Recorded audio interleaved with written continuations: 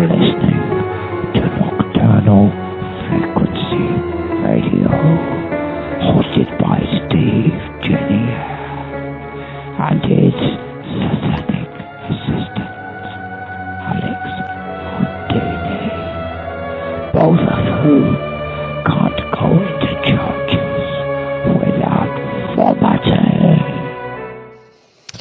And that's right. You've tuned in to Nocturnal Frequency Radio here live on the New Visions Radio Network. And of course, simulcasting on our YouTube channel and Twitch. Alex, have you noticed that the weather patterns have been a little screwed up lately? Just a little. Just a little? Yeah. Just a little. Just a little. You haven't noticed things have been falling out of the sky? They have. Yeah. What? I think one of them was Justin's drone over Lake Michigan. Justin's drone. One of the many, eh? He's got an army. Yeah. He's got an army. Yeah, some strange stuff going on above the skies there. That's some really weird. The one though, I think that is intriguing is the one that they shot down over the Yukon there. Yeah, and how they were saying that the pilot was experiencing some pretty unusual happenings when he got close to the object. Yeah, no, I don't know. Hey, Luke, how are you? You know, it's weird, but I'd like to know. It's funny. I don't know if NORAD would really deploy and shoot down these things if they're just regular weather balloons. No, they wouldn't. You know, so obviously something else is going on. So it'll be interesting to see what their findings will be when they find the. I don't know if they found the records for that yet or not. I believe they have. I don't know. They probably have, but they're not going to say anything anytime soon. Yeah, so I don't know. And then you got Mr. Techmeister there, Justin. How you doing this evening? Not too bad. Rushing to get in here as usual. Uh-oh. His audio is a little ruffled. Oh, Yeah, move closer to the iPad. What? Yeah, Hey, how's it going? yeah. There you go. Hey, is that better? Yeah, hey, since you're mobile, you can actually walk around the house and show us your digs. I could actually. The official Justin walk around. Yeah, there you go. Walkabout. Wow. You see that? Yeah, Wow. There's the smoking den back there. Yeah. Wow. Yeah, all this I nailed up. Oh yeah, might as well. I nailed up the drywall, brought it up all by myself. All the flooring, you could this mess you see. You know, All by myself. this brings me back to the good old BTR days because the audio kind of sounds like Alex used to sound. Swimming underwater. Yeah. Swimming That's underwater. what I get. But speaking of BTR, There we tonight go. our good friend Dino Brancato is on. Dino, man, it's been a long time. It's been ages. You know, and it's funny because we every once in a while we'll talk about the good old days and how we used to have some pretty dark discussions for hours upon hours Oh, Jesus. on you know the paranormal and whatnot, right? So it's good to have you back, man. It's been a long time coming. Hey, it's good to be back. It's good to be back in the world of the paranormal. So I've been out for a while.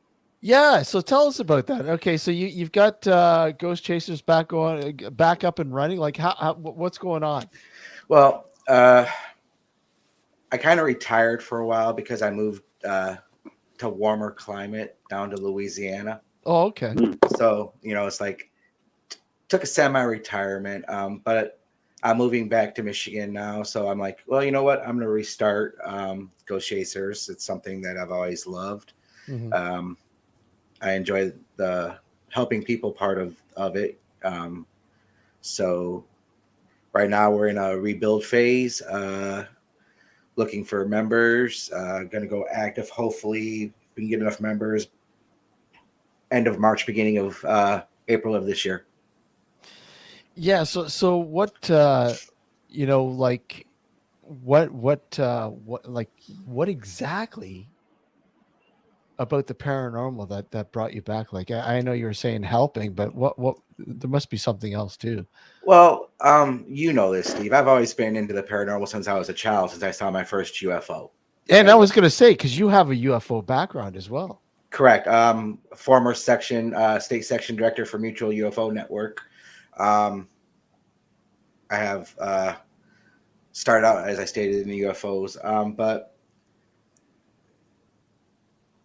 investigating UFOs, yeah, it's fun. But when you do with like hauntings, I think that where you can actually touch or be touched, that's that's where the little adrenaline jump comes into it. So Yeah, that's for sure. Yeah, I'd like I It's definitely and more tangible, that's for sure. well, yeah, more, absolutely, and I think that's what the human essence is all about, the tangibility, right? Mhm. absolutely. So, okay, so what are you looking forward to with getting GCOM back up and running? Like, what are you looking forward to? Like, what kind of Uh, investigations are we talking about? well, like we used to do back in the day, private residences. That was our bread and butter. People contacting us who thought their homes or businesses were experiencing paranormal activity, and to be able to go in there and either prove or debunk the situation. We always went in with an open mind. We never automatically assumed that it was something paranormal as opposed to something normal. So, Yeah, it's I'm kind of itching because it's been a while for me. Like I said, with COVID and everything else, kind of ruined all the fun. And yeah, it's been a while, so I'm itching to get back out there and doing some investigating. Um, Now, what exactly do you find the most intriguing about the paranormal itself? I would have to say it's the unknown aspect of it, 'cause you never know what you're going into dealing with, whether it be a residual haunting, a intelligent haunting, a demonic haunting, um, somebody's water furnace being on the fritz. You Yeah. never know. So, So Those are, okay, those so are what? always nasty. Yeah, yeah, exactly. So what's the process of elimination? Like, I mean, in trying to better understand, like, what's going in the house. Like, what's your process, do you think? Like, as opposed to before, is it going to stay the same, or you're looking at sort of employing a sort of a new sort of standard, if you will? well, I mean, we always, even from when we first started years ago, we always try to go in with a more scientific approach, uh, taking baseline readings before ever any investigation would ever start, to make sure, nothing was electrical or anything appliance wise was out of whack that could be causing something, giving off, any kind of emissions, to mess with people's minds or make them feel dizzy or whatever, EMF readings, temperature readings, things like that, long before we ever went in for an interview or an investigation. Excuse me, sorry. Um, and then basically we're going with the same uh, attitude and techniques that we had before: EMF, video, audio, photographic. I am going to be hopefully, knocking on wood, if I can afford it, money and movement and everything. Add some new aspects to it too. Like, I want to add some thermal imaging into the fray, um, SLS, things like that. So, Yeah, thermal imaging is always intriguing. That and full spectrum, both those I find very intriguing with looking at a lot of this. I mean, have you used it, Justin? Thermal? No, I've seen it though, and with other groups. Yeah. Yeah, What are your That's the thoughts one. on Isn't that thermal? the one where you can actually see someone fart? yeah. It's Yeah, you better. the Yeah, fart capture. that's right. There's something paranormal coming out of his ass. Yeah, You just have to look at some of the airport security footage, right? Yeah,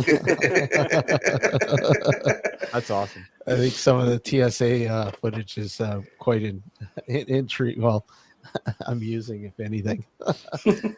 And poor guy doesn't know he's being thermoed. they take it home with them at night, and watch it in the bedroom. Yeah. I mean, they were so worried. They were so worried about it, X-ray vision in the early days. But Yeah, now, I no, always wanted my X-ray glasses. yeah, the X-ray glasses. But even, I mean, remember the old Sony Handycams?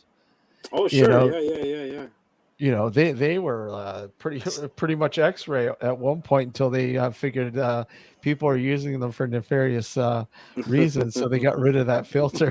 That never happens. No one ever No, uses stuff nefariously. No, well, not at all. the cool thing, actually, if speaking of that, I talking about that, I actually found my old filter, my X-ray filter that I retrofitted my Handycam with, and I actually found some of the old footage because I had a daytime lens that I could use on it too, and holy crap, some of the footage, it's just incredible. What did you So, pick up? well, like I mean, on a bright sunny day. Just you look at some of those Stratos planes, right? The way up there, and you could really That's see right. Oh, great sure. detail. Yeah. What is actually dropping down. Yeah. It's a lot more than people really realize. Yeah. But you really see you see a lot of metallics in the air, especially on a bright sunny day with those things. So I don't know. Really neat to It's part of kind the of chemtrails, the aluminum carbonate or whatever. whatever. So. But I mean the sky itself though is so full of junk.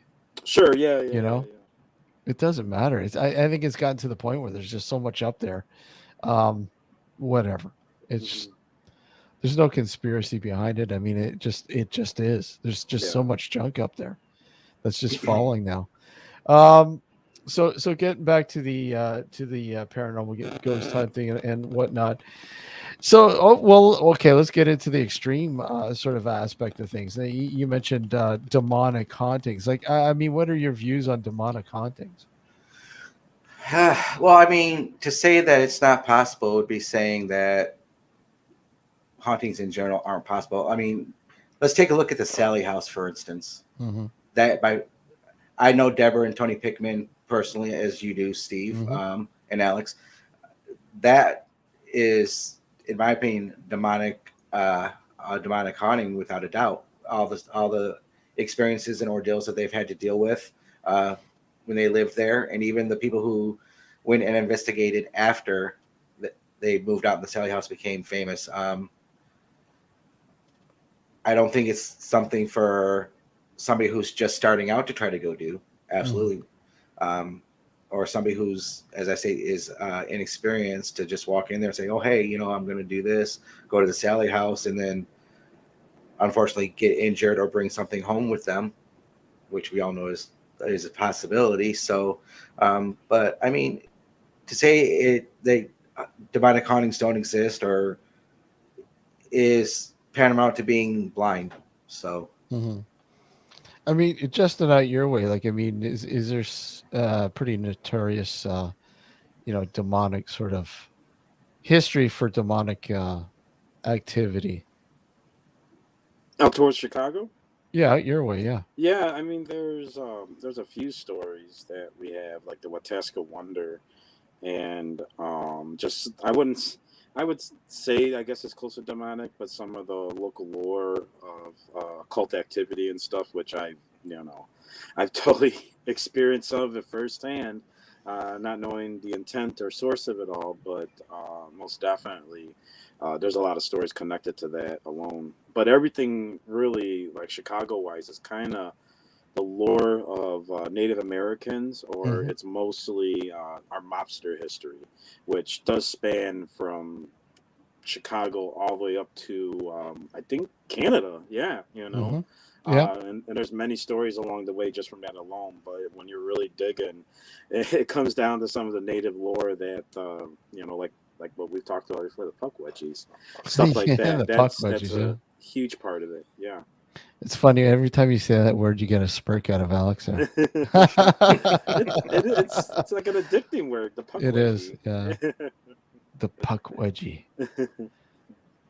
Yeah, yes I did. Actually, you know what? I should show them. Yeah, did you want me to show them the high res pictures of that bottle, Alex? Hmm? I walks past them along. Did you weren't on for the bottle part, were you? I think you No. left. Yeah. Okay. So this bottle. Show him. Yeah, I'm He's gonna okay show. with showing it. Okay, I will. Give me a sec here, and I think you guys will find this pretty intriguing. This bottle is, I believe, 130 years old, roughly. I don't know. Okay, so let me just load these pictures up here. Give me a sec. Go ahead, Justin, and go a little bit more about the native sort of. Yeah, even some of the stuff that I grew up with, Mhm. it's mostly within Northern Lake County, which is part of where the LCGH research group, Lake County Ghost Hunters, which we were originally called. And when you start digging deeper under the more recent lore, we started finding stuff surrounding supposed Indian mounds that we have, because we have the Algonquin. We have all sorts of tribes that were running through here. But specifically in that area, they were Indian mounds. And then along that, we found some occultic activity. One of them, really, and anyone can look it up, is talking about Mary Worth, or Bloody Mary, up in northeastern Illinois. And there's a story that connects with that, with the Underground Railroad. So just from that alone, and we have stories from Chicago going up about the Underground Railroad, or following the Des Plaines River as well. And alone with that, it's almost like, when you think about it, it's kind of compounded together. You got Native Americans, which we have stories of Bigfoot, ranging from northern to central Illinois, which maybe one day we'll see out of the many projects that I'm doing. We're talking with some of my old friends in Central, old ghost hunting buddies, and checking out, some of the things that whatever popped up here and there, and we're like, why not, take some time out, and a few other things. But it would be cool. But we have, and I followed with them alone. And not necessarily, of course, demonic to what you were saying, but just overall the lore and some of the just the mysteriousness, of these things. You can follow tree lines from basically central Illinois into Wisconsin, Mhm. into further, and follow the streams. And just the streams alone that break off from all the major rivers and stuff, I followed them from there all the way into Indiana. So you never know. Let's say a Bigfoot Sasquatch does exist. All they have to do is follow those tree lines for how many hundreds of thousands of years, and they'll know where to go from there. And the cave systems as well. I've noticed we've had a lot of stories surrounding certain caves, mostly in central, Mhm. and some of those connect from Kentucky on these systems too. So I mean, not again totally demonic, but some of these ideas of Bigfoot and other things, you could follow along just those things alone geographically and find stories. But it's interesting that some of the areas that were heavy native influence have a lot of occult activity on them as well. There's a huge correlation to it for some reason. That bottle I mentioned is 1909. I'm going to play just for you, Dino, and Justin. I want to get your thoughts on this bottle too. I'm going to play the excerpt from the show to just get you guys sped up to what we're talking about, and then I'll share the high res photos. Are we going to spin a bottle and We're going to kiss spin a bottle. Alex? Spin a bottle. Here we go, guys. Yo, Hey, hey, Hello. how's it going? good. Can you hear me? I can hear you perfectly. Yep. All right, nice. We get to the bottle here. I could break it out right now, but I don't think the definition or the what do you call it? The pixels would be good enough to capture it, because it's like an old bottle Mm-hmm. given to me. But the thing that's interesting about it is the guy who gave it to me, how obsessed he was like over it, and what he thought it was. Like, he thought it had like spirits in it, right? Like, and it has faces all over it. Like, it's just not even like not even like what do you call it? Not even couldn't be something else. Like there's eyes and mouths and stuff, and there's like I counted out like 12 of them, and it's like 130-year-old bottle. Okay. But like the thing is though, once you get talking about that stuff to people, like that's what makes it interesting. Because if you can really introduce something as of what it's almost like you're selling something to someone in another way though. I wish we And could make I've some had money people, from it. Yeah. it's like I've had people before I got the bottle out, I'd talk about it and stuff Mhm. and how old it is. And I've had people like say they see the faces in the bottle on my face. I just like off the reflection of a window and like weird stuff. And like the person I got it from went through like phases of like, it was just a whole thing. But before that, I had like a God experience, I call it, because I had a heart attack. And that's what kind of like snapped me onto like being so interested in like stuff like that. Like, but it's like, what would you do if you're using these tools, right? I mean, you don't know what you're doing, right? You're just spreading information. You're doing what you do. You're kind of, you don't know, but it's really, it could lead up to a spiritual manipulation globally, I think. That's I mean, that my theory behind it, because it's kind of like you could break someone down like by kind of It's a lot for some people to take on board, isn't it? It can affect people's minds in a negative way, and some people in a positive way. Mm-hmm. Yes, definitely. For sure. And me, I took it on as a negative thing when I was introduced to all these things. Like I had a suitcase full of like, it had a stopwatch, it had all kinds of crazy stuff in it, right? I took it as a manipulation against me, and like I snapped into the straight, I'd call it, medical terms would be a manic state, right?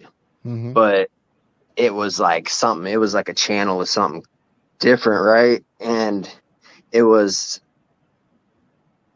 like power. It was power that was unleashed, right? And definitely probably never got contained completely, but it's like, well, when I first had my experience, I described it as like an ant that found honey. Okay. So like I saw the orb thingy or whatever it was, but it really wasn't. It was just like a vibrational thingy, like just pure, just it takes away what you are just you're just at it, right? And then you're away from it and you're back to yourself a little bit, but you're marched into the nothing and you start flickering. But what happened to me was before I woke up, I looked back and the orb was no longer an orb. It was on fire and there was women and children in it. It was a village and it was like screaming. It was like screaming. And I think cool. It's glass and stuff. So there's Oh the yeah, I bottle. can see one on the left-hand side. Looks a bit different. But Skinwalker. Okay. Oh, Whoa. interesting. I was expecting it to be brown for some reason, but it's blue. Yeah, interesting. Okay, I'm a little shaky-handed right now because Okay, so yeah, so high what are energy when I talk about where's experience. where's this bottle? Oh yeah. Oh, yeah. Okay. Wow, yeah, I Oh, can yeah, see you a can face the right at the face. top. Yeah, right at the top. That's the main one, yeah. Yeah. and there's a lot more. Oh yeah, I can see one on the left-hand side. Looks a bit demonic, perhaps. It's they're all demonic. That's what's weird about it. Like they all have weird. Like this one looks like this one right here. Let me see if I can hold it. Yeah, I can't do it. Have you ever felt like opening it up and just sniffing the air right in? No, it's rusted shut. Oh, That's what's weird about it. So where did this bottle come from? This chap.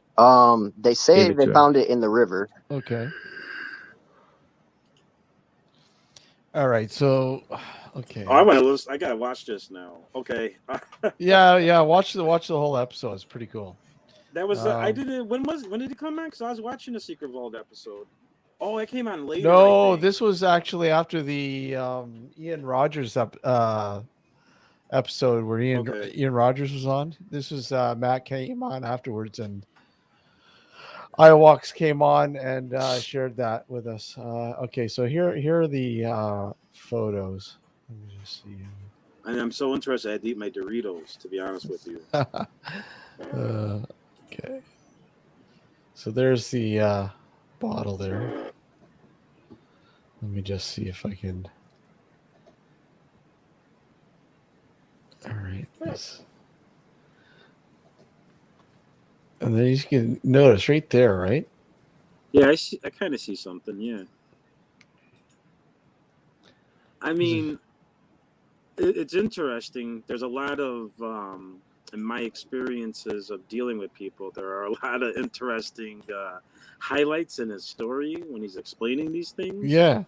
I'm sure Alex kind of knows. I would say he kind of knows what I'm talking about. There's the top. No, it's an interesting bottle. Mm-hmm. But I don't know if you can really catch spirits in a bottle, unless the bottle's made of something of some special material, that's that could the very only well way. be the case. Well, what do you think? I hope so. We would have to test it. What do you think about this, Dino? Well, I think it's interesting. I agree about catching spirits in a bottle. I'm not sure how accurate that is or how feasible. So, and we all know how. And now the term is slipping my mind. Where we see what we want to see. Pareidolia. Yeah, thank you. Yeah. So that can always play a factor in it. So. Mm-hmm. Oh, absolutely. Yeah, absolutely. The only thing that I would add to that, and I don't disagree with the pareidolia thing, but well, paranoia might be a part of it. When you watch the clip, when you first reran the clip, and you showed the picture, I immediately saw that image at the top without anyone ever saying it's at the top. Yeah, that's the first thing that stuck out. You know what I mean? So, if ahead of time someone had said to me, "Oh yeah, there's an image of whatever it may be. It's at the very top, close to the neck of the bottle," you're automatically going to look for it as soon as the image comes up, right? Mm-hmm. But nothing like that was said, and the first thing I saw was that image. That's the first thing I saw as well. Yeah, that design, that whatever. It's an interesting design, imprint, or whatever you want to call it. What I'd find intriguing is how the bottle, if it had always been like that, or over time it was weathered, perhaps being in a certain atmosphere, location, or whatever that might have altered its, maybe a dampness, or it was in water, or whatever. There's a possibility that it's an imprint as well.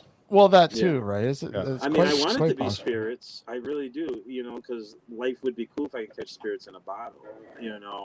I would ditch what I'm doing right now and figure that out, because I've always wanted to catch spirits in a quartz, and I don't know if that totally is the case, but most definitely there are some interesting things out there.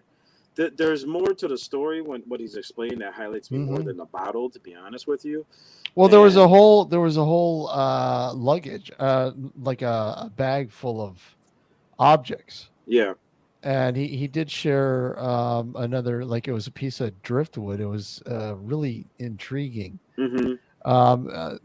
He might tell you, Iowalk says it's a tool. He might briefly say in chat there the other items that were in this bag or thing that he was given. It wasn't just the bottle. The bottle was a part of it. So I mean, I think to me the most intriguing thing altogether was is the story behind it, like Yeah, the whole story in itself, not necessarily just the bottle. The bottle is quite unique. It's really interesting and intriguing, and it does pique my interest.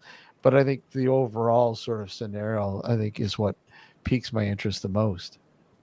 yeah, yeah. I mean, overall, from what it seems like, based off what I was hearing, because he was talking about. Well, technically, what I gonna surmise it to is he had a spiritual experience after he had his heart attack, Mhm. and a lot of this stuff came to be after that. And I would say there's a correlation to whatever caused that spiritual experience he had to, um, even as he stated, some manic episodes and such, and it could be something related to that.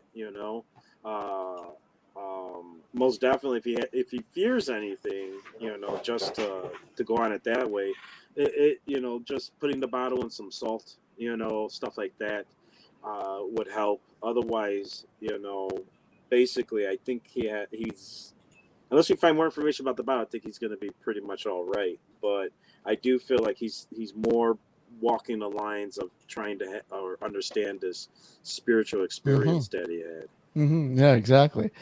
I mean, Dino, what are your thoughts on haunted objects? Oh, I mean, absolutely.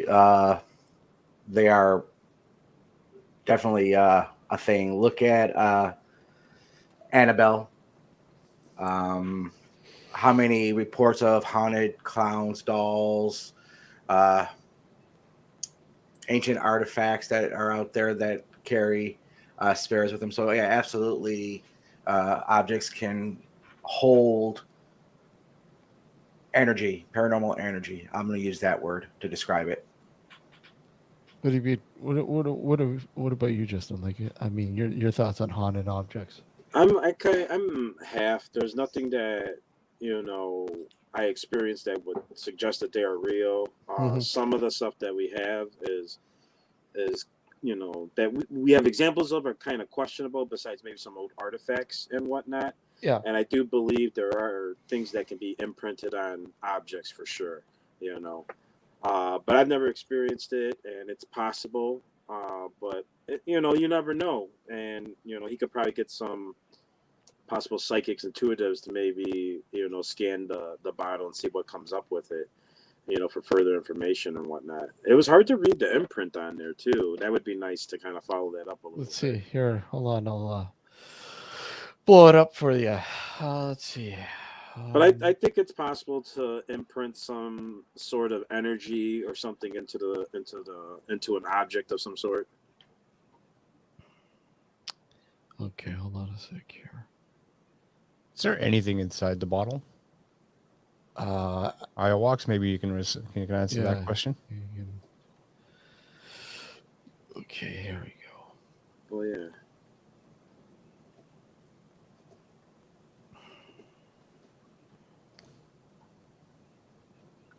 I think that Looks like says it's There's a, Latin. 1906. yeah, magnesia, Magnesia. magnesia. Yeah. Oh, so this might be an old medicine bottle. Yeah. Yeah. Let me just see here.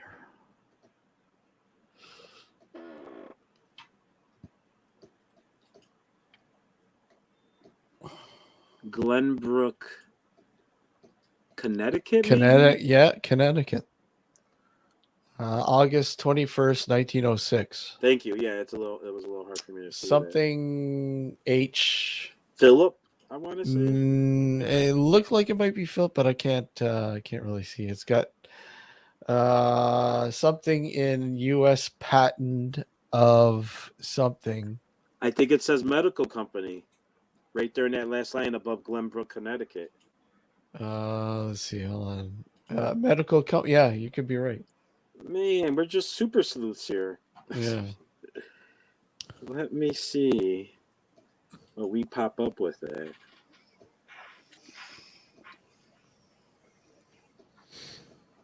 Now I gotta see Glenbrook.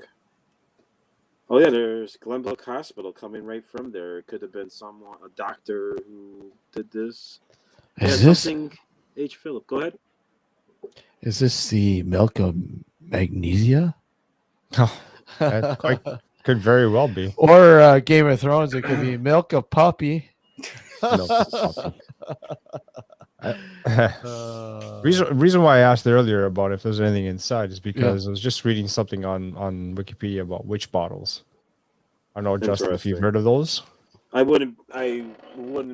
I'm not totally familiar, but I wouldn't be surprised of what they A would witch do. bottle is a counter magical item used as protection against witchcraft. They are described as historical sources in England and the United States. The earliest surviving mention of a witch bottle is from the 17th century England. Let's see. It's just basically a protection against witchcraft. But the way, okay, let's see if I can share the image. One sec.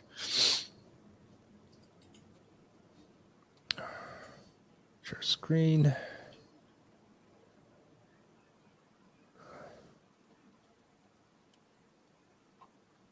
Come on.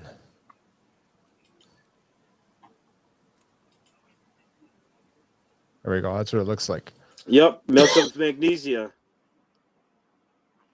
The vintage, genuine. Look at that eBay. Yeah. And where's my camera? Right up here. That's what, There- oh, Wikipedia? crap. Where's that? Oh, Yeah, you that's know, I could that's just from send this to you. Wikipedia. Yeah, hang on, right here.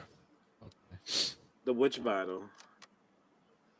It is milk of magnesium. It's the exact bottle. It's worth $20 on eBay. $20 on eBay. I'm looking at it right now. It's a nice clean bottle of it. Vintage genuine Phillips milk of magnesia cobalt blue glass bottle, Glenbrook, Connecticut. Wow. Actually, there's quite a bit of these bottles around. I've seen more listings. So, okay, so is there any, I don't know, have you read anything stating about some sort of weird background, like ayahuasca mentioned causing some sort of, I don't know. But I'm guessing that any bottle could be used to that True. end. For, You know what for I mean? that, like it's like walking into an old abandoned asylum, if you will, that hasn't been, that's been abandoned for years, and you walk in, it's still got all the items, and then you come across this dusty old bottle sitting in the corner underneath the windowsill, and you pick it up, and it's that bottle. I don't think what I'm trying to get at. I don't think it's necessarily just a bottle. It's the story behind the bottle. Yeah, what the of bottle's course. been through. Yeah. And what the bottle's been exposed to.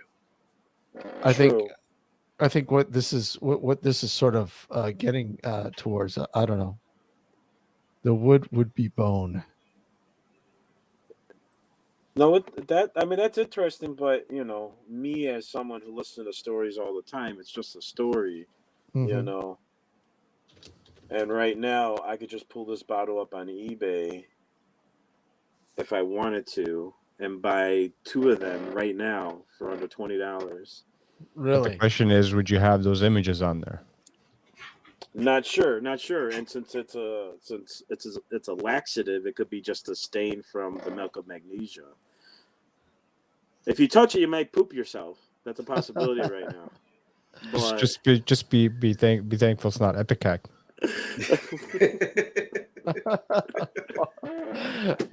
Because you'll be shitting out of a different hole. Well, I see like I've got one similar, exactly, but the thing is the bottle, the top is different. Now it could be more deteriorated depending on timing. Like I'll show you what I mean. Hold on a sec. Let's see if we can do Man, it. I'm excited. Hold on. Hey Let's guys see. in chat. I don't know if I could share that. Let me see if I can share that. Well, I was on a Blog Talk show not too long ago, trying to win a tabletop game. Which one? It's the Command Company Game of Thrones. There you go. There's one. See, it's similar, but the top is different. Yeah, but it's The the same. cap? It's the Chaz M. But- Phillip. Yeah, chemical company, and I guess they manufacture these bottles. But this one is from the 30s, so obviously slightly different from that one that Iowax has. It's 1906. And I don't know. Let's see. See if I. Oh, see, here's one here. This one's interesting. Let me just see. No, see. This one. Again, it doesn't show, the actual date on it like that, like the one that. Let's see. Oh, this one has one right here. This has a date. No, it doesn't. But it has all the lettering, similar letterings and all that. But it does not have a date on it. Right? Let me just see. Hold on. I'll pull it up there and show you guys.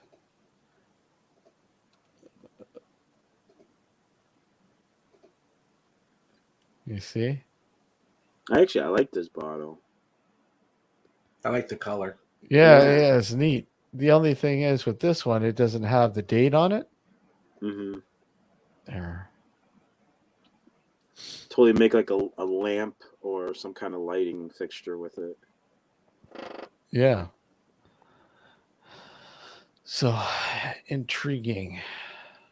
I would say wash the bottle there, Iowa. Just wash it and give it a good bath and, throw some LED lightings in it. Maybe change up the energy by, making it more comforting. Here's one here. You can exact same bottle here. Hold on. Let's see. You could even use it in some meditative practices. Here you go. Let me just pull this up here. See? I really do like this bottle. Now I just want to go buy some. It's the same bottle, 1906. Mm-hmm. 1906 there. Where's this from? eBay as well? This is eBay, but this one's only going for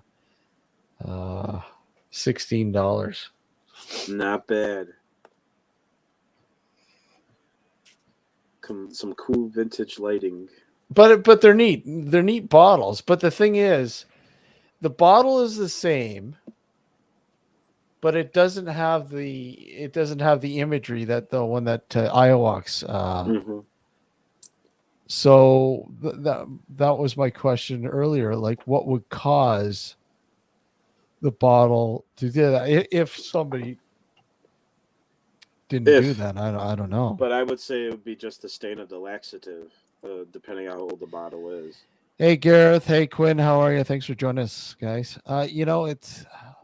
That's one scary laxative if it fucking shows images of people's faces in there. I mean, it's a demonic laxative. Look further. Fuck. Aren't they most of them demonic? Yeah, exactly. Yeah. It's like you'd be praying to the porcelain god. Jesus. Well, but if he does wash it and those faces still exist, then we know it's truly just that. Otherwise, it is just one of the million possibilities that the residue of poop milk stained it like that. And that bottle could have been sitting in a windowsill for how many years, getting hit by the sunlight? Sure, yeah, the UV light, creating. Let me play the devil's advocate here. No pun intended. No pun intended. Okay. But let's say, for the sake of the argument, yes, that there are trapped demons inside the bottle. Mm-hmm. If you want to wash it, you have to pop the cork. Yes. You pop the cork. What do you think's going to happen? Out. Yeah. Right. There's probably some Scooby-Doo. Yeah, there's probably some fucking arsenic in there, and you'll probably drop dead. Okay, there's Alex, another possibility. since you play devil's advocate, get a bucket of holy water, submerge Oh. it, then open it. Yeah, Yeah, it's Yeah. not a bad Yeah. way to do it. Seriously, not a bad If you way believe to in do that it. kind of stuff. We got solutions here. So yeah, we solutions. have solutions. This is what this show is all about. It's about solutions. So here's an even deeper question: how do you often how do you like say, look at this is real. This bottle is real. This how do you tell somebody, okay, yeah, you definitely this bottle. There's something behind this bottle. This bottle is cursed. This You bottle, can't. yeah. You can't. Well, can. I mean, what you could try doing, like Justin alluded to it earlier, but you can't be forthcoming with any of that stuff. So basically, what you got to do is, if you know anybody who's a supposed psychic or sensitive, just give them the bottle. Say, hey, here's a bottle. What do you make of it? There you go. Yeah, simple as that. Correct. And don't do say it with don't 3. give them the history of it. Yeah. Don't say anything about the bottle. Just see if they pick up anything. And if they do, you have something at least more tangible. But if they don't pick up anything, if they just say, "Oh, this bottle is really old and it's been handled by X number of people," well, there you go. That's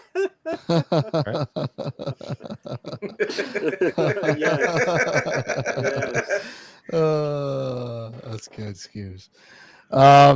Airwalks says he'll take 10K for the bottle. Of course he would, unless that's what he's trying to sell this whole time. But the thing, it comes with a strange laxative, right? All right, I'll pay $5 extra off the eBay price. Just Hey, because of Adrian, the how are you? faces. Yeah. But I mean, there are literally, like I said, I think it's the story that's intriguing behind it. Mm-hmm. The bottle is unique. The bottle is neat. But I think the story, again, with all the objects that came with the bottle, with this Yeah. bag, the bag that he received, it's just, I don't know. I mean, you don't really come across stories like that anymore. Mm-hmm. Well, sometimes, unless you're reading Reddit. Well, yeah, Reddit, yeah. There's tons of. What's Dino? What's the most unusual case that you've ever had to handle? All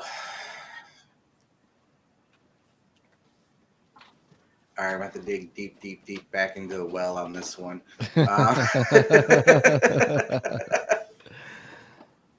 Okay. I mean, really, I haven't really ever had an unusual one. They've all been pretty much run of the mill. Hey, I think my house is haunted. Can you guys check it out? I mean, we got some good evidence from it, some good EVPs. And while I'm going to touch on the EVPs real quick, I'd like to, if I may, I don't know if you have all heard or not. You remember Phil Roll?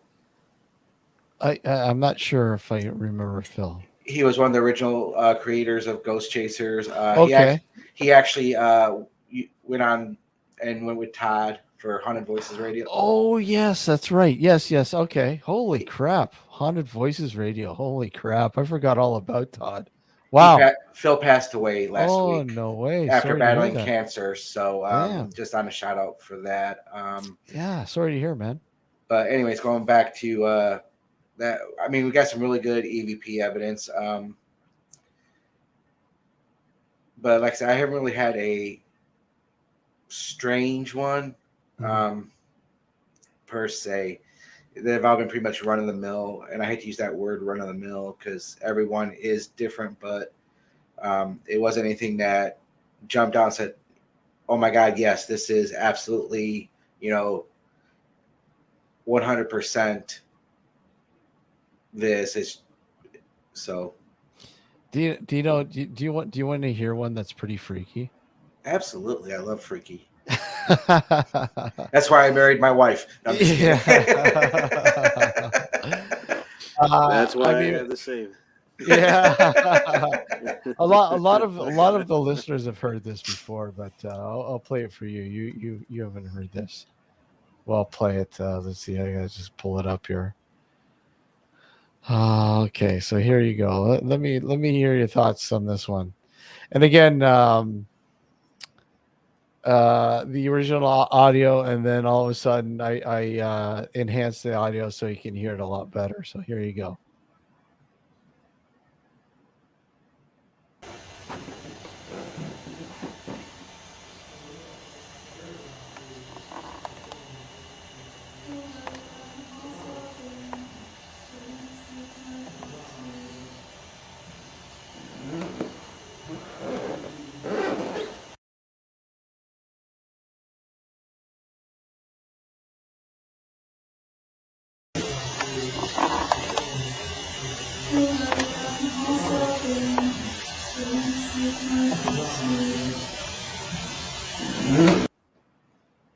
What do you think, Dino?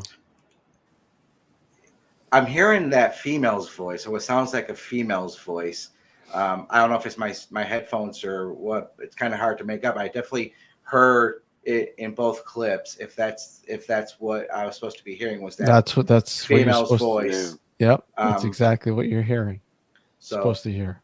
I mean, like I said, I could hear it on that first clip, and then once you cleaned it up. Well, I didn't clean it up at all. I just propped it up. I just enhanced, I just brought it up so it's easier to hear. That's what I meant. I never filtered it at all. That's straight from the video itself. I mean, right? Yeah, it's definitely interesting. I wish my speaker or my headphones were a little bit better. I could kind of make out more what it was saying, but well, it's hard. Even most of us can't figure out what's being said, but what the consensus basically figures, it's a girl singing or reciting a nursery rhyme. And I've had people say it's German. I've had people say it's French. It's not French. I don't think it's French, but I'm leaning towards most likely German. But here, I'll play it again for you. Well, you can definitely hear the rhythmic tones in it. Yeah. So. Okay, I'll play it again for you.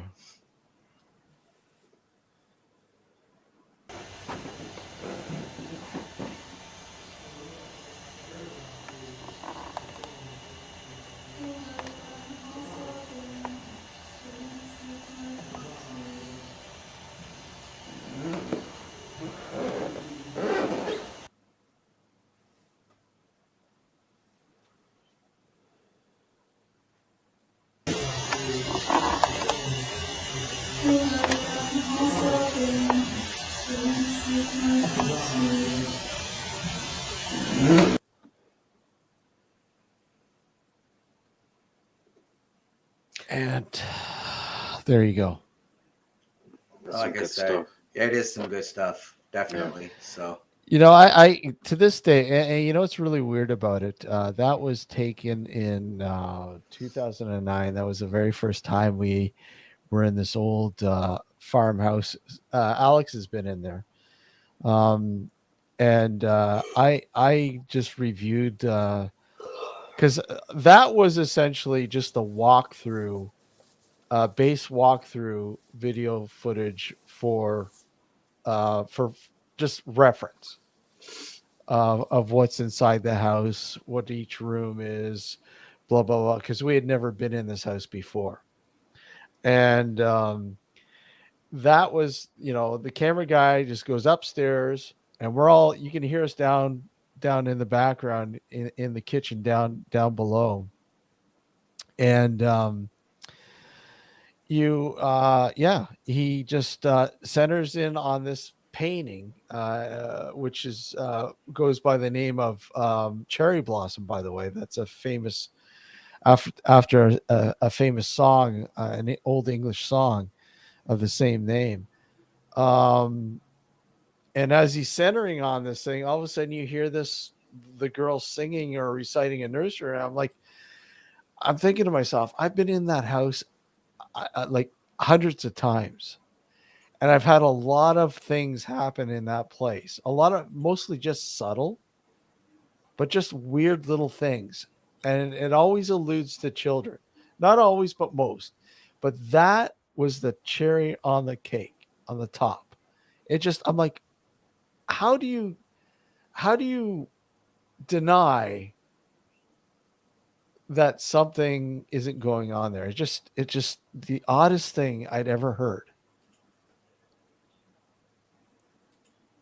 No, I agree. Did the Old English song, is that anything similar to tone to what the girl was saying? See, the song itself, I was trying to find some old renditions of it. It's really hard to Sure. find.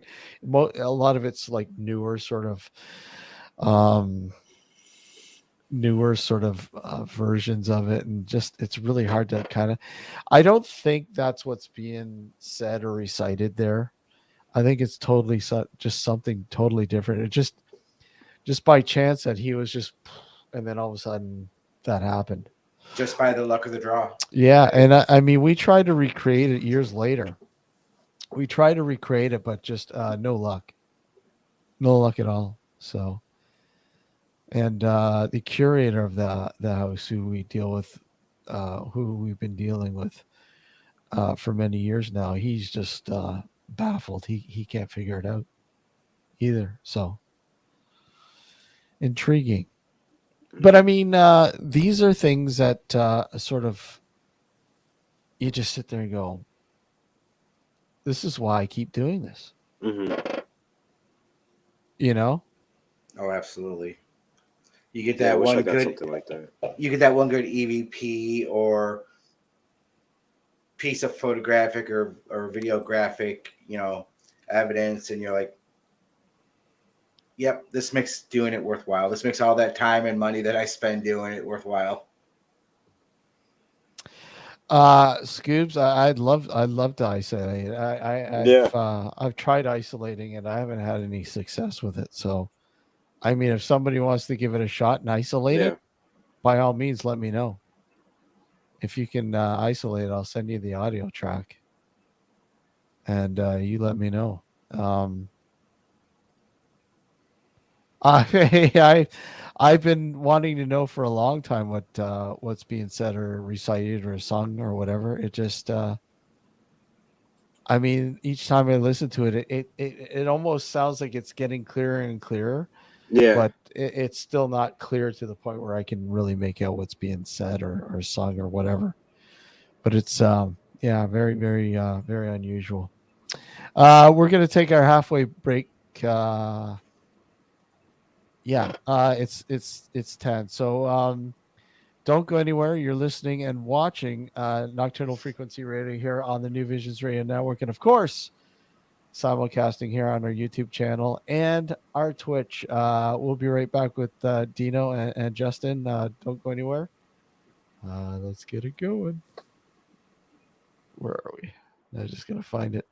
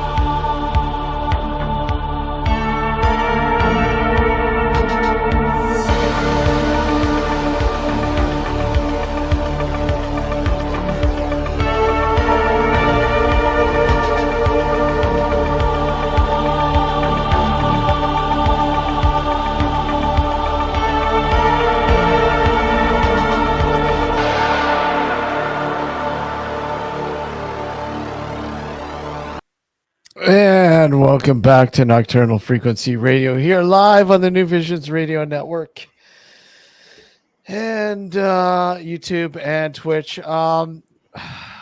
Quinn is asking where that audio was recorded. It was recorded in the Spruce Lane farmhouse. It is a museum now of what farm life was like at the turn of the century.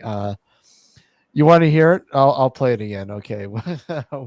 I'll play it again. Hold on a sec here. Let me see if I can pull it up here real quickly. Yeah, here we go.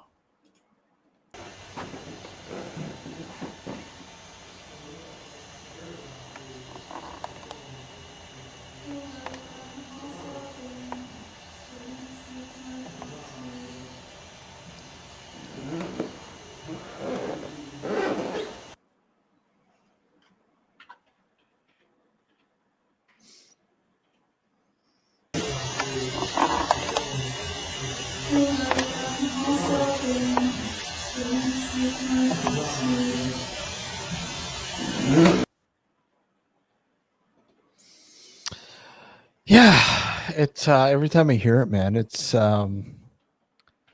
gives me goosebumps to think. Yeah, I know. I got it every time you don't hear him that clear like that. Even though we can't hear it, it's just it is. It feels like it's clear. It's like so close, but so far away. But you never hear him that clear. And I asked, I talked to the guy working the camera, Michael. I asked him, I said, when you're doing that walkthrough, like, again, this is like 10 years later. 10 years later when I asked him, I said, when I discovered that, because I was using that footage to put together a 10th anniversary sort of thing of our investigations of that place. We're still investigating that location. At least once a year, we go back in and sort of add to our findings. And trust me, Alex, let them know about your times in there. I mean, you've had some unusual things. Yeah, you mean aside from scaring the shit out of Gord? Yeah. But yeah. So the one time that something weird happened was I was feeling sick already to begin with, much like I am today. And when we went there, I progressively got worse.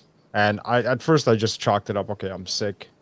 I'm obviously getting worse, and so be it.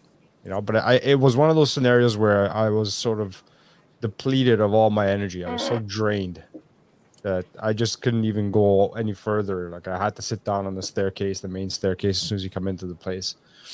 And it was weird because once we finished the investigation and we left, maybe about 10 minutes after, I started to feel better. I was still sick, but I wasn't as drained as I was when I was inside the house. I was just feeling a lot better. So that was the weird experience I had at that place. And to top it off, I mean, that Gord, Dr. Demon Gord, felt sick in that exact spot. On a different investigation. On a different, a different date in that same area. And we had, Justin, you're familiar with Richard Palmisano. Of course, yeah. Yeah. We had him out for an investigation, and he had his tri-field meter. And it was going haywire in that area. We never said anything to him.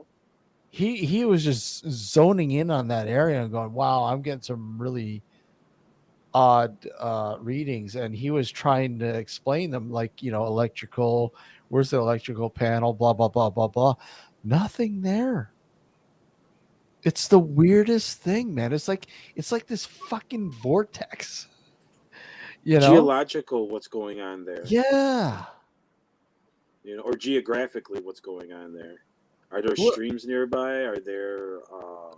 Well, there is a river, but not extremely close. But I mean, there is a river, and then there's a pond beside the house, a little bit over. So I mean, there is water. There is reservoirs there. So I mean, there is water. I wonder if we could throw a Geiger counter and see what else we could pick up there. Oh, absolutely. Well, when you get your butt up here, Oh yeah, I got bring one. your Yeah, that's bring true. your I do Geiger have counter one. with you. Yeah, I need to. I was supposed to use it, and I'm still waiting on this group to finally schedule what they want to do. But you're totally right. Yeah, I wouldn't be surprised if there's something else we could pick up with that. Especially if you're getting different, similar experiences, and then you got Richard with his EMF reader, Trifield at that. Trifield. Hey, Melissa, how are you? Thanks for joining us. Yeah. So I mean, what are your thoughts, Dino? I mean, if you come across anything any location that you've been to several times, maybe that you have some really weird stuff going on that you can't explain. Oh, absolutely. There's a cemetery here, in Michigan. It's called Soup Cemetery. Okay. I mean, it is just, it's a very active cemetery. No pun intended. As soon as you walk in, you get like just feels like your body's drained. We've gotten photos, EVPs, personal accounts. One of our team members actually had a mark left on her, like a handprint from something that, obviously nobody was there to grab a hold of her wrist, but she had a imprint that looked like a hand with, fingers that were wrapped around her wrist. So we've gone there several times. There's another one called Butler Cemetery. It's kind of the same thing. They have a history with a woman in white that causes a lot of car accidents in that area. So those are a couple of the places. And then for a while, there was a private residence that we went back several times that we got some really good evidence on, but the owners of that home ended up selling and moving. So why do you think? Because I mean, most people will say, well, cemeteries, why would they be, why would they have any activity when, I guess, when a person passes away? I mean, if you're going to go on the traditional theory that, that they probably more or less haunt an area that there might have been their favorite sort of place or where they passed away, and not necessarily the cemetery itself. I mean, why do you think cemeteries? Because I mean, I agree. I mean, we were doing for years some work at an old pioneer cemetery that just blew our minds away, and it's like, okay, but I kind of think that perhaps, especially when you're dealing with older cemeteries, and death wasn't understood as much as it is now, that people might have been buried alive or unforeseen circumstances. Maybe, I don't know. Why do you think there would be any activity in cemeteries? I'm more under the mindset that it's not necessarily what's on the land, but the land itself. Okay, yeah. We don't know, before that cemetery, that house, that building might have been placed in that particular location, what happened there, 300 years prior. Could that be what we're interacting with? Something that happened long before that cemetery was there, that is attached to the land. So, or you could argue that the home is where the body is. Yeah. Inside the walls. It's like a beacon. It's like a beacon, man. It's like a beacon, yeah. Yeah, I mean, I'm assuming that theoretically we could have some residual attachment to our physical selves if they're still lingering in the grave or so. So why not? But I think Dino's got a good point that it's where they're built at. I believe there was I know they were built on hills. That was like a key thing before. because they were trying to reach God. I think that was like one of the things, but it could be geologically, some were designed to face certain ways, and even again, there might be some geological reason that we don't know about that we're just attracted to certain areas where there's Well, I cemetery. mean, if you look at the cemeteries in New Orleans, I'm going to use that for an Hmm. example. Well, Most yeah. of them are in crypts above ground because of the land. So, I Correct. mean, Yeah. Hmm. Well, I mean, the one that the Pioneer Cemetery that we had done work at years ago, it's propped up on a hill, right? So, I mean, you know, you're familiar with DeForest, Alex. Yep. So Nice little yeah, place. it's a neat little place. What was even more intriguing was when the original house was still there before they tore it down. I mean, that would have been really neat to get in there. And I mean, the owners were more than happy to let us come in and investigate the home because they had some activity going on, and but unfortunately they sold the house, and the house was torn down, which is horrible because I mean this thing was fucking vital, I think, historically, and it's sad to see when history is lost like that.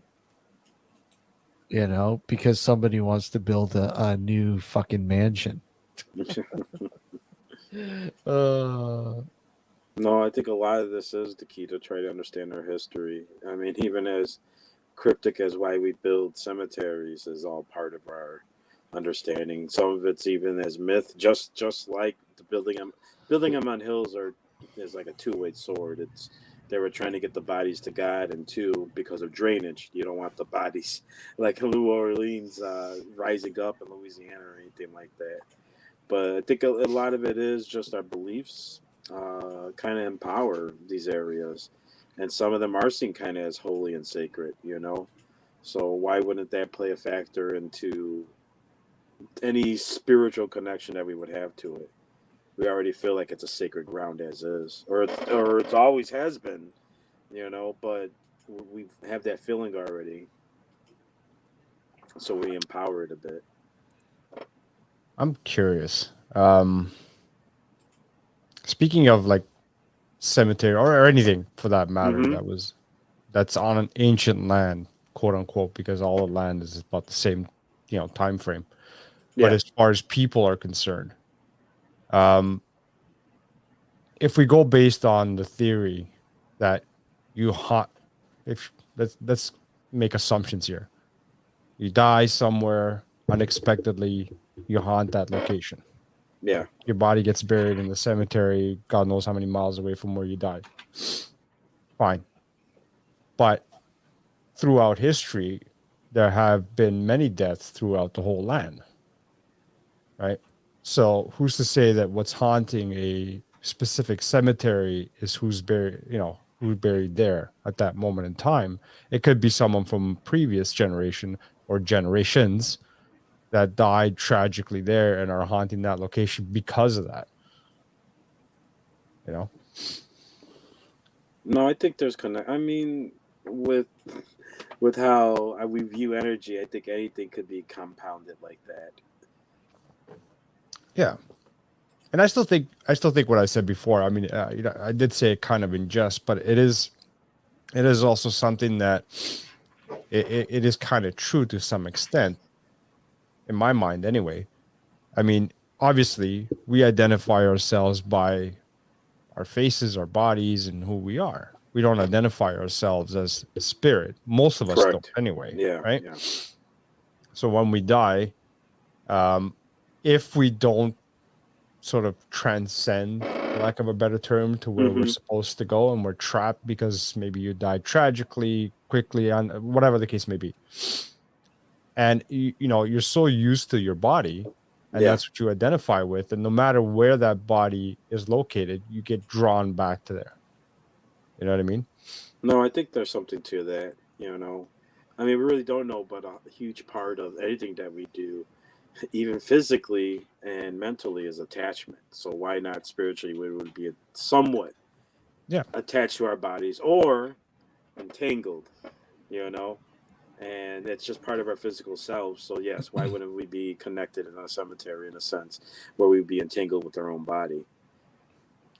Plus, there's also the, if you want to look at it in more modern times, where with the burial rites that we go through Yeah, nowadays, obviously loved ones uh, will go visit you, quote unquote, will go visit you at the cemetery where you're yeah, buried, whether it's in a mausoleum or underground, whatever the yeah, case may be. And maybe that's another reason why these spirits come back, more so to see and to try to communicate with you, uh, because they know that's what they'll find you. yeah. And just them, all rituals, anything like that is, if you have some stake in those beliefs, you are putting that in there. You are making it, sacred in that sense, just like holy water, blessing holy water. Your family or people who come to visit you are in a sense blessing that site, which also may empower that memory, which may be connected to what is anchoring us to our bodies still there. And if you have continually people to do that, then yeah, you'll be continually drawn, I guess, spiritually to your physical self. I would love to fucking investigate a cemetery. I'd love, I'll, I would love to investigate the cemetery where my parents are buried. yeah, Yeah, and see if I capture anything there.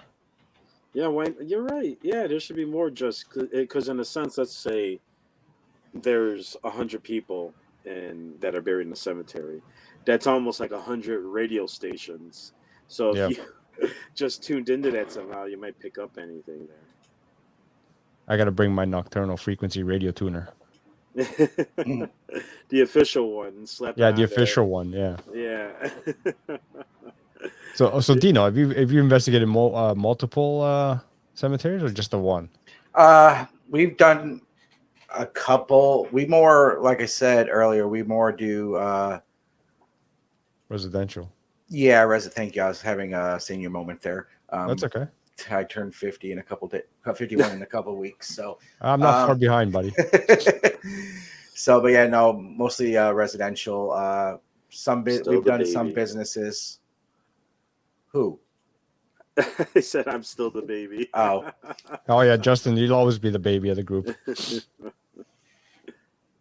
When we're old, like when we're 80, we'll still be calling you the baby, buddy. And then some. But Yeah.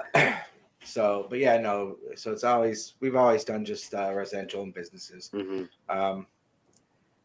Cemeteries are, and I hate to use this word, are fun to train new members in, especially if we know there's activity there. So that's kind of why we would do the cemetery thing over and over again.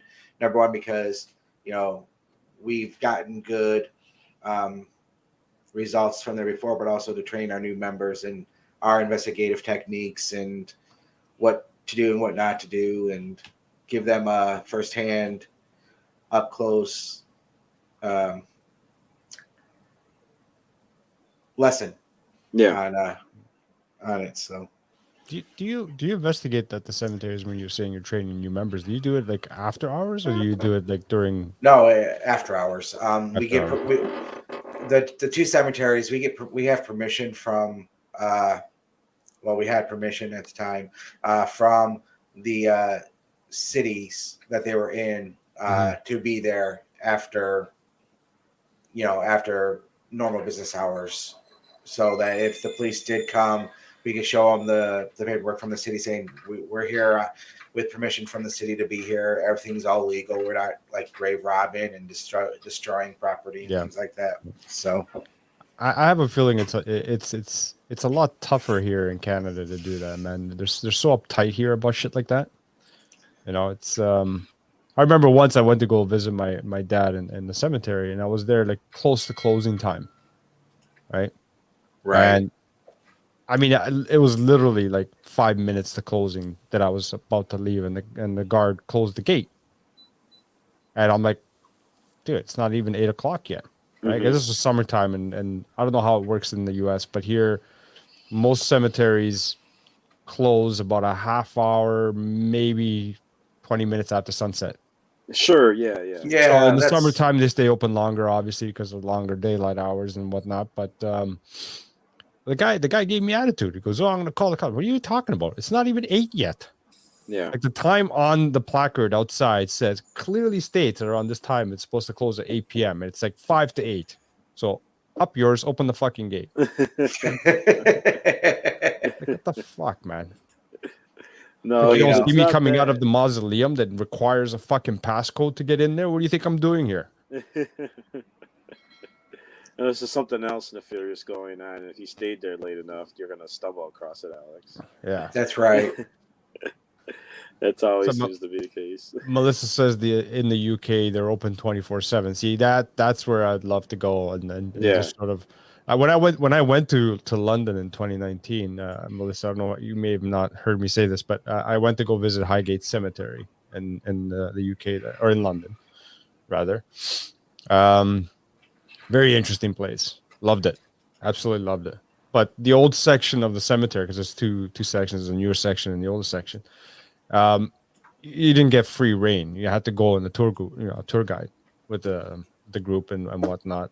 And funny enough, Justin, I don't know if you heard me say this story, but when I went there for the tour, the tour guide was going on talking about, how some guy back in the 70s got arrested for performing occult rituals in the cemetery, breaking into the cemetery and doing, occult rituals. Yeah. So I approached him. I go, "You wouldn't be talking about David Ferrand, would you?" Oh. And he goes, "Yeah." He goes, "How'd you know that?" I'm like, "Because we've had him on the show multiple times talking about the same shit, right?" Yep. So he was kind of taken aback by the fact that we knew who it was, right? But yeah, it was a pretty cool place, man. I really enjoyed Did you end it. up meeting David at all when you were up there? No, he had passed No. away by the time I Jesus, went. man. I managed to get a ticket to go out there. Man. It would have been nice to meet him, though.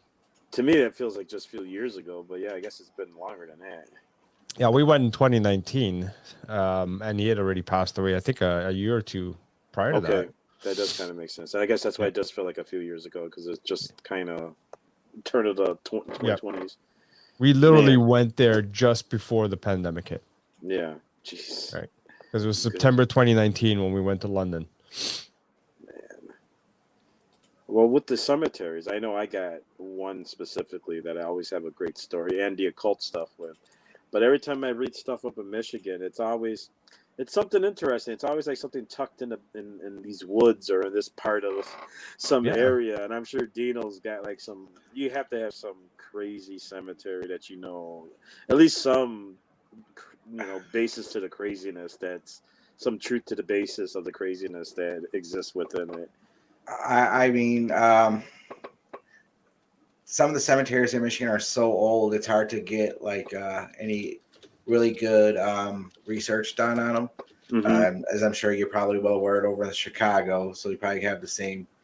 Yeah, we have quite a bit of old ones. They even move some after a while. So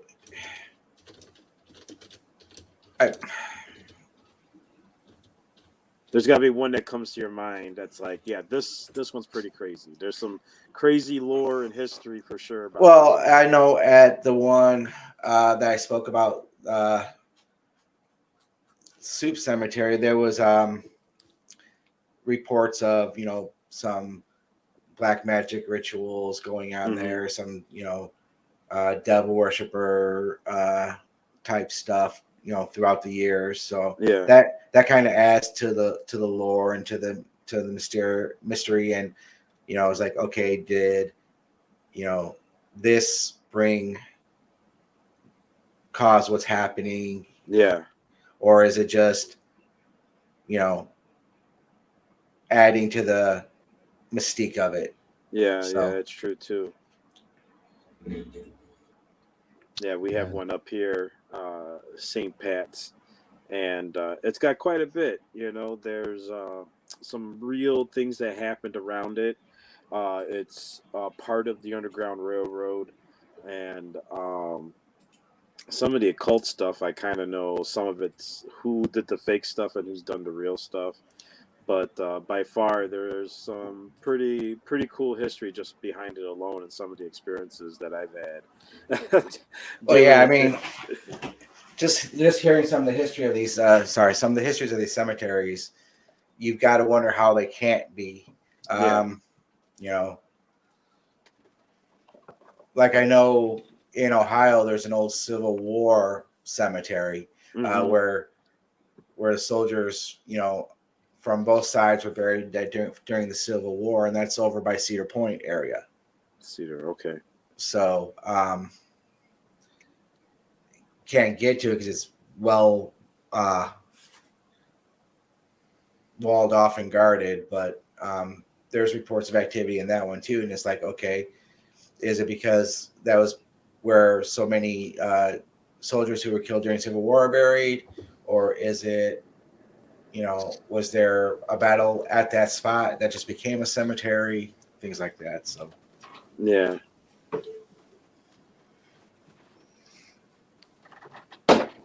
I would. You know what? It's too bad I didn't know you many years ago, Justin, because I actually went down to Chicago once. And had I known you back then, yeah, we could have done some crazy shit. Yeah, but, besides running through abandoned buildings and cemeteries and whatnot. I'll be honest with you, man. I would love to fucking go in the woods one day and catch someone doing a magical ritual. Oh yeah, I mean, I don't know. I think that's what gets me, and this is why I become skeptical of things, because of those experiences. And I also it kind of, validates these, these stories that people hear about of occult activity, and I could tell I've experienced it. Now, what's the intent of why people do these things, or if it's just just a bunch of teenage kids, which is totally possible. But I've experienced people doing weird stuff in cornfields and cemeteries, and some of it makes me question, and then what makes me worry is just the things that correlate. But yeah, my luck has been dealing with occult people hiding in the woods. Yeah. And I don't know how. I just got lucky getting involved with this, and it's like, oh, okay, let's go find out. And next thing you know it, oh wow, I'm hearing chanting in the woods, like this is some grand ritual about going down. And So what do you do in a scenario like that? it just I think most of it I have since I've been involved, and I think even during when we were on Blog Talk and stuff. It's what I just look for, I mean, as I, said before in the show, when I got involved, when I was 16 years old, I was just driving to abandoned places, going by myself. And some of those places were these local stories that I've read about, that people doing weird stuff in the woods, the witch's house. And those things intrigued me more than the ghost, of a family or something like that. And maybe it's just, I don't know. I think the influence and just the magnetism of it was because I was religious before. So maybe some of that kind of draws me to it a little more. But there's no doubt, and I've had my own experiences, and I'm a bit of an occultist myself, but I don't believe in it as some would, like a Christian would to, the Bible or Jesus Christ or communion in Catholicism. You take those rituals seriously, and people who believe these things most definitely take those types of rituals on the opposite end of Christianity seriously. But I think part of it's because I willfully went. People were scared to do things, and even breaking my own fear was getting involved with this. And for some strange reason, I just run into these things. Some of it, though, what I found is in some of these kind of wealthy areas is where I find most of these types of stories, and especially the ones that I told you guys. That's what I always find odd. Well, I shouldn't say odd. There are correlations throughout history why, but it's a little bit primarily it's boredom. Yeah, you're probably right. I wouldn't be. It's partially why I get involved with occultism. I'm a little of the mundaneness of life, and it's kind of this is interesting. But yes. Yeah, but here's the difference. You and I have to work for a living. You don't have as much time to dedicate to this stuff as someone who doesn't have to work for a living. Well, You know? you're right, because even with getting involved with the spiritualists of my area, I would be the blue collar person compared to who was involved with those groups. Most of them were women, and they were women who kind of had husbands that paid. They were able to spend time and do this, Right. and even some of them getting involved with that were actually counselors and psychologists who decided to get into the spiritual one because they could run a meditation circle and make some money off it.